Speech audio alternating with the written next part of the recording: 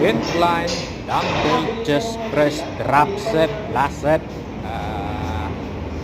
Medyo mabigat na to siya para sa akin kasi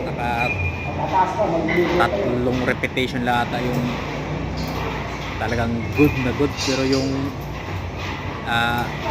another na mga repetition medyo ano na talaga, hirap na.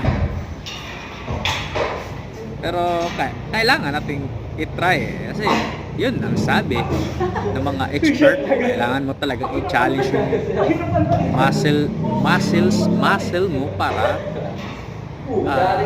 ano ba? Nawala na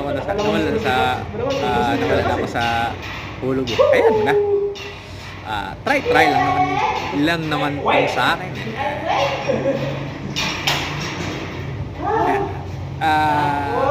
Ayoko rin namang magsabi na ito yung pinaka the best exercise ganito, kasi bawat isa kasi sa atin meron talagang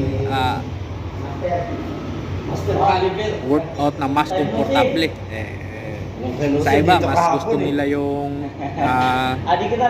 barbell press.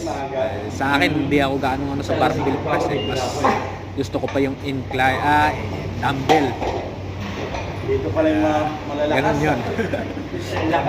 Wala lang talagang ibang maisip ko sasabihin. Na-try lang. Nung mga nakaraan kasi akala ko yung 1 minute lang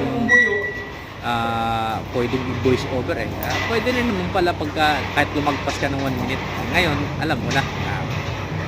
Yung mga mahahabang video ko dito, pwede ko na palang ilagay rito sa YouTube para hindi magkaroon ng copyright violation. Palitan ko na ng voice over. Ganun lang yun.